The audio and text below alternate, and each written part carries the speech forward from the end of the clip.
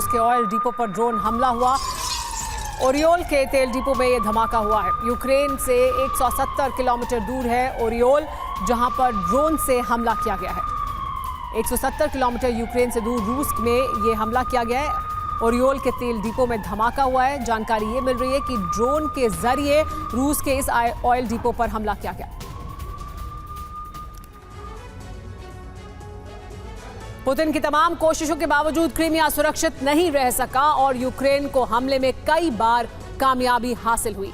Crimea पर बार बार हमले होने की वजह से पुतिन ने क्रीमिया की सुरक्षा के लिए नई रणनीति बनाई है। क्रीमिया के साथ ही काला सागर में भी नेटो की हर साजिश का माकूल जवाब देने की तैयारी है। क्रीमिया की किलेबंदी करने वाली नौसेना की टुकड़ी ने ड्रोन हमलों से निपटने के लिए अभ्यास की शुरुआत कर दी है। इसके अलावा दावा यह है कि नेटो के हमले से निपटने के लिए परमाणु हथियारों की भी सीक्रेट तरीके से तैनाती कर दी गई है।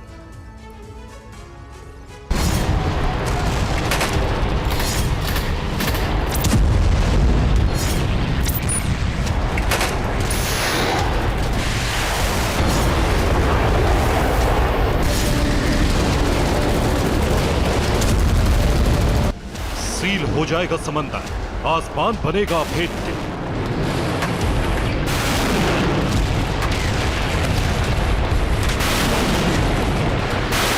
क्रीमिया की किलेबंदी करने के नए मिशन की शुरुआत इन धमाकों के साथ हुई।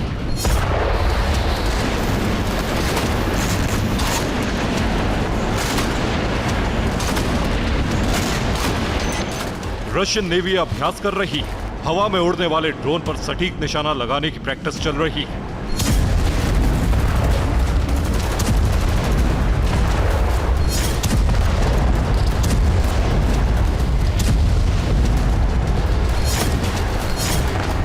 लहरों में तैरने वाले यूक्रेन के मरीन ड्रोन को तलाश कर खत्म करने के लिए मशीनों की टेस्टिंग चल रही है।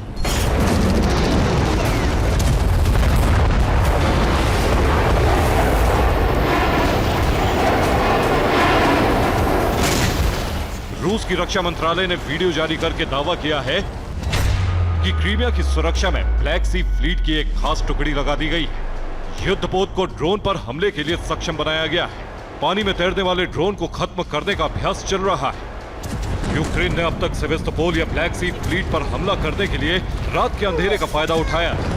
इसीलिए रूस की नेवी ने खास तौर से रात के अंधेरे में ड्रोन के हमले को नाकाम करने का अभ्यास किया।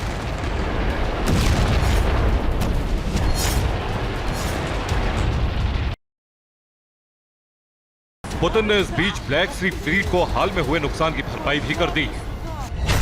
26 दिसंबर को फियोदोसिया बंदरगाह पर हमला हुआ था।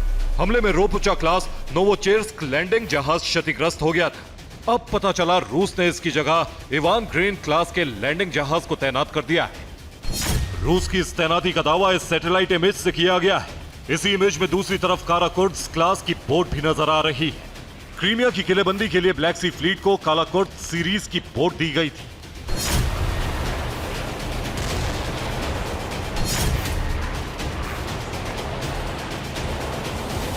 इसके नाम के साथ भले ही बोट शब्द जुड़ा है, लेकिन यह किसी बड़े मिसाइल कैरियर की तरह ही घातक है। हर बोट पर 8 कैलिबर क्रूज मिसाइल की तैनाती रहती है। बोट पर 76 mm आर्टिलरी गन भी रहती है। इसमें 2 मशीन गन भी लगाई गई। इतना ही नहीं, यह anti aircraft missile complex Pantsir M से भी लैस है। काराकुर्स्क पोर्ट का इस्तेमाल क्रीमिया के आसपास समंदर में गश्त लगाने के लिए किया जा रहा है।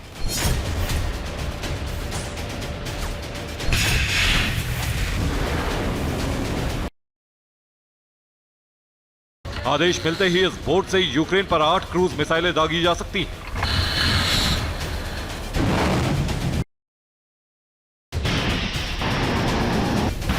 एंटी एयरक्राफ्ट मिसाइल से ये किसी भी ड्रोन, हेलीकॉप्टर या फाइटर जेट को निशाना बना सकती है।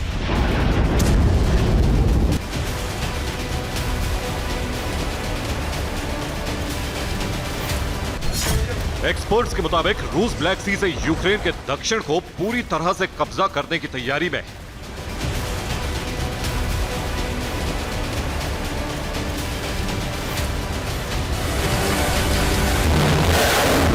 एक दिन पहले ही रूस ने यूक्रेन की ब्लैक सी से लगी सीमा पर हमला किया था। ओडेसा से मिकोलेव तक भारी बमबारी की गई। संकेत साफ, कि अब क्रीमिया को सुरक्षित करने के साथ ही रूस यूक्रेन को ब्लैक सी से अलग करने की प्लानिंग पर काम कर रहा है।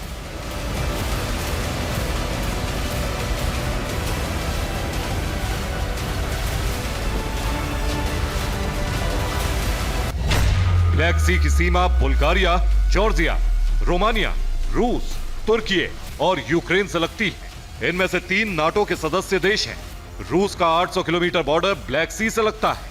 रूस ब्लैक सी को यूरोप में अपने प्रवेश के लिए आर्थिक द्वार मानता है। इसकी वजह यह है कि ब्लैक सी के जरिए रूस की पहुंच भूमध्य सागर तक है। नाटो देशों पर इकोनॉमिक और पॉलिटिकल दबदबा कायम करने के लिहाज से काला सागर एक स्ट्रेटेजिक पॉइंट है। यही रूस का नेवल बेस भी है। यही वजह है कि नाटो और रूस दोनों इस इलाके में वर्चस्व चाहते हैं।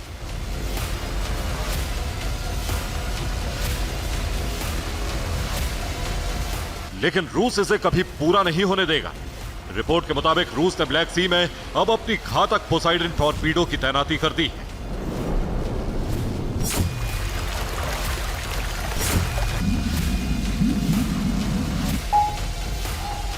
ये पानी के भीतर से हमला करने वाला एक ऐसा न्यूक्लियर वेपन है जो ऐसे एयरक्राफ्ट कैरियर को कई टुकड़ों में बदल कर रख सकता है।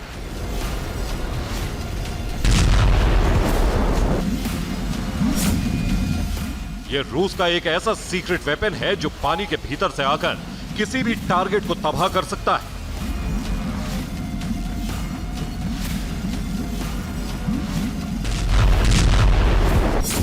हालांकि रूस की सीक्रेट तैनाती को लेकर सिर्फ दावे किए जा रहे हैं।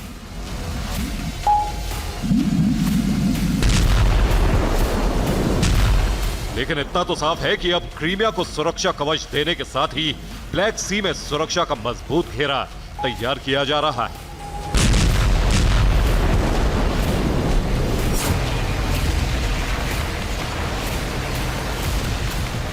क्रीमिया में रूस की ब्लैक सी फ्लीट का मुख्यालय होने के साथ ही कर्च स्ट्रेट ब्रिज है।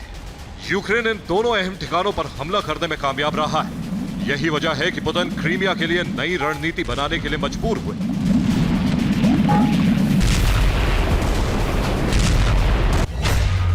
रूस के ब्लैक सी फ्लीट का मुख्य नेवल बेस सेवास्तोपोल है। इसके अलावा दूसरा नेवल बेस है नोवोरोसिस्क। इन दोनों सैन्य बेस के अलावा 2 और पॉइंट हैं जो रूस को ब्लैक सी से जोड़ते हैं।